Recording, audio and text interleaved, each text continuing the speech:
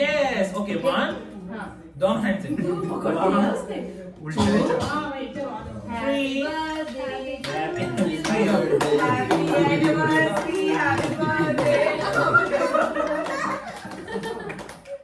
Hello everyone, this is Priyanka and welcome back to our channel. I hope कि आप सभी बहुत अच्छे होंगे।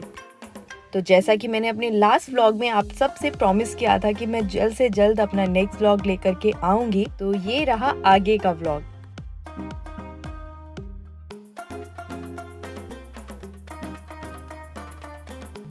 और जिनके साथ में शिवांशी अभी मस्ती कर रही है, ये उसके सबसे बड़े मामा हैं।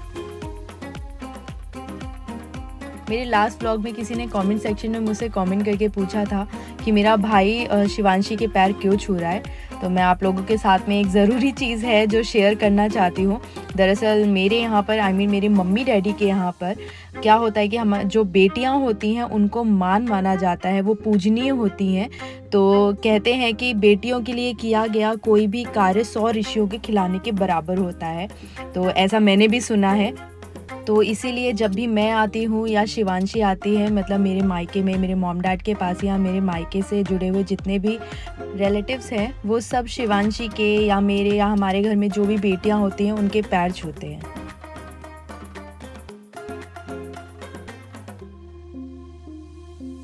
तो कुछ इस तरह से भैया का बर्थडे और मेरी एनिवर्सरी सेलिब्रेट की थी हम सब ने मिल करके। सबके साथ मिल करके इतने दिनों बाद बहुत अच्छा लग रहा था और भाई भी इतने सालों बाद आया था, तो सब लोग बहुत ज़्यादा खुश थे। आई थिंक काफ़ी दिनों बाद ऐसा मौका आया था जब हम सारी कज़िन्स और ब्रदर्स एक साथ में एक दूसरे के साथ कुछ सेलिब्रेट कर रहे थे, एक दूसरे से मिल रहे थे। नहीं तो जब हम लोग स्कूल में पढ़ते थे, हमारे समर वेकेशंस या विंटर वेकेशंस होते थे, तभी हम लोग एक दूसरे से मिल पाते थे। और जब से सब लोग पढ़ कर के बाहर गए हैं, भैया यूएस चले गए, भाई ताइवान चला गया, मैं मुंबई चली गई, दीदी लखनऊ चली गई, सब लोग एक दूसरे से अलग अलग हो गए, तब से ऐसा मौका मिल ही नहीं पाया। तो काफ़ी दिनों बाद ऐसा मौका मिला है कि दादी, हम सब कज़िन्स ब्रदर्स और हमारे ताऊ जी, मम्मी डैडी सब लोग साथ में हैं। और सच में मैं बहुत ज़्यादा इंजॉय कर रही हूँ। मेरे पास वर्ड्स नहीं है अपनी फीलिंग्स को एक्सप्रेस करने के लिए। और यहाँ मामा और भांजी एक दूसरे के साथ में क्वालिटी टाइम स्पेंड करते हुए। मुझे नहीं पता था कि मेरा भाई बच्चों के साथ में खेलना इतना एंजॉय करता है, और वो बड़े ही अच्छे से और सॉफ्टली उसे हैंडल करने की कोशिश कर रहा था। उसे लग रहा था कहीं शिवांशी को लग नहीं जाए, बहुत ही प्यार से उसे छू रहा था। कहीं उसे चोट लगने वाली होती थी तो उसके पास में ही खड़ा रहता था। बहुत अच्छे से वो शिवांशी की केयर कर रहा था।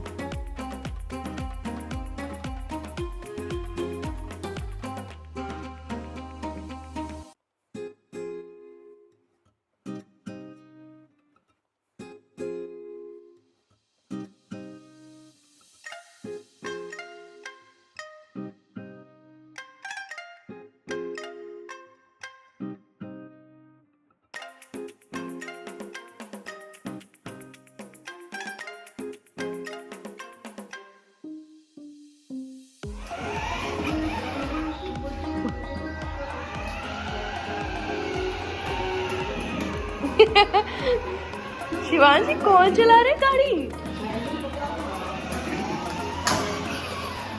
ओ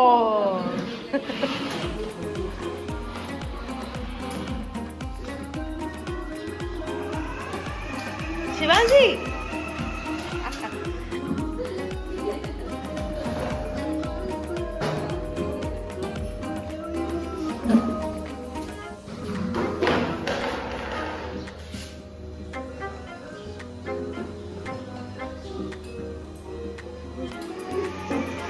To the ones that we lost on the way, 'cause I can't feel like our memories.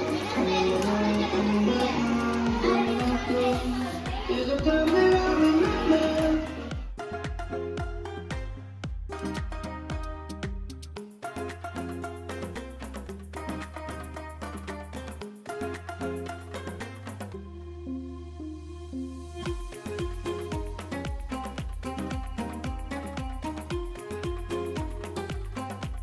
और ये है शिवांशी का बड़ा भाई उत्कर्ष, जो कि शिवांशी को कार चलाने में उसकी हेल्प कर रहा है।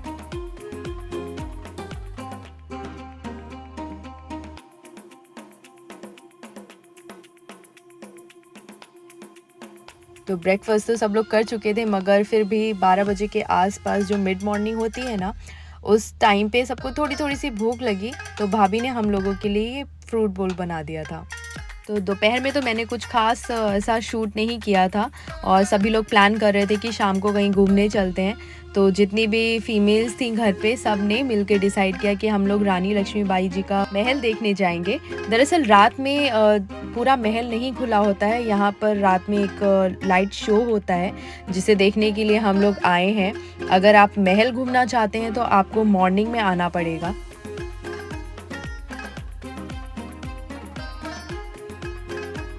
तलाई मस्त से जगह बहुत ही ज़्यादा खूबसूरत है, और जिस लाइट शो के बारे में बात कर रही थी, उस लाइट शो के थ्रू रानी लक्ष्मीबाई जी की एक छोटी सी स्टोरी दिखाते हैं, जिसमें रानी लक्ष्मीबाई ने झांसी को कैसे जीता और अंग्रेज़ों के साथ में कैसे लड़ाई की, वो सारी चीज़ें उसमें बताई गई हैं। ज़्यादा कुछ मैं नहीं जानती, अभी आपको थोड़े थोड़े ग्लिम्पसेस मैं दिखा देती हूँ कि किस तरह का लाइट शो होता है।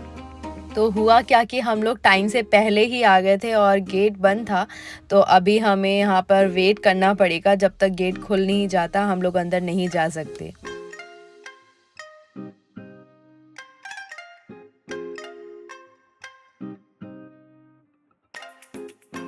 मैं झांसी कई बार आई हूँ, यहाँ तक कि मैं कई दिन तक यहाँ पे रही भी हूँ, मगर कभी मौका नहीं मिल पाया कि मैं रानी लक्ष्मीबाई जी का महल देख सकूँ।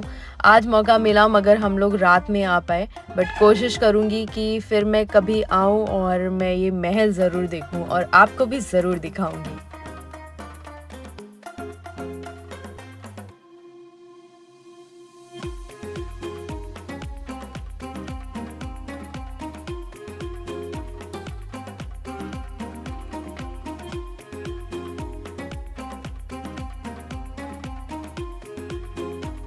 तो जब तक गेट नहीं खुल रहा है तब तक सबने डिसाइड किया कि हम लोग ये चना ज़ोर गरम खाते हैं।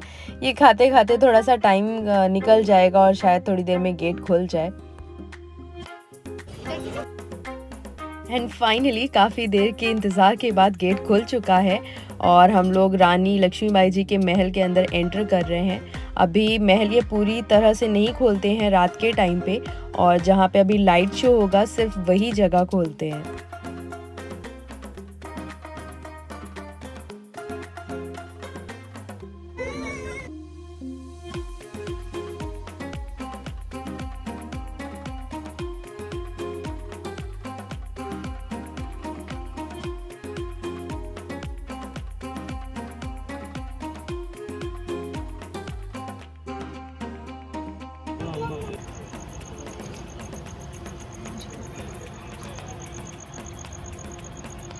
ठाकुर द्वारों से पूछो।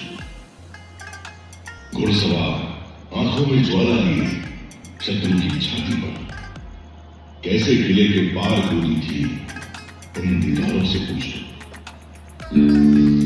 पीड़ा से दिल मिलाना सबसे महत्वपूर्ण अध्याय झांसी की रानी लक्ष्मीबाई, भारत के प्रथम स्वतंत्रता संग्राम की नायक। मोरबन गांव में एक प्रतिष्ठित ब्राह्मण थे। उनकी पत्नी भागीरथी ने एक कन्या को जन्म दिया। पिता का नाम रखा मणिकर्णिका। सबकी चहेती मणिकर्णिका को मां प्यार से मनु कहकर बुलाती थी और पेशवा बाजीराव द्वितीय छबीली कहकर पुकारते थे। चन्ना जी की मृत्यु उपरांत मोरपन तांबे जी काशी से पिठू आ गए थे, जहां वे पेशवा बाजीराव द्वितीय के लिए काम करते थे। नटखट मासूम मणिकर्णिका सबकी चहेती थी।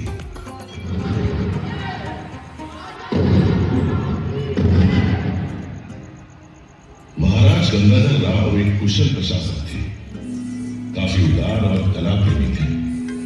उनकी नाट्यशाला में साहित्य, संगीत, नृत्य, नाटक की रसवर्षा होती रहती थी।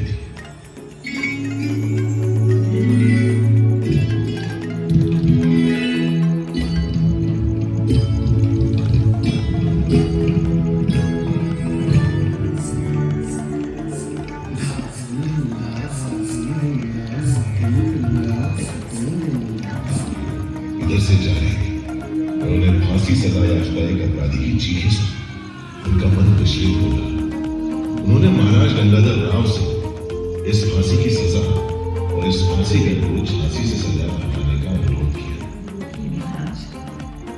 फांसी की सजा और ये फांसी घर झांसी के किले से सदा सदा के लिए हटवा दे, आपसे मेरा ये अनुरोध है।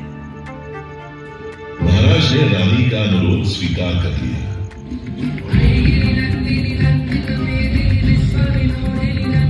ये सब देखने में इतना खूबसूरत लग रहा था। जब मैं एडिट कर रही थी ना, मेरा बिल्कुल भी मन नहीं कर रहा था कि मैं इसमें से कोई भी क्लिप डिलीट करूं या उसको एडिट करूं। पूरी स्टोरी तो नहीं दिखा सकती, मगर जितनी भी ये स्टोरी थी जो मैंने देखी, फील किया, मैं आप लोगों से ज़रूर कहूँगी एक बार आप जाइए और देखिए जा करके, सच में आपको बहुत अच्छा लगेगा।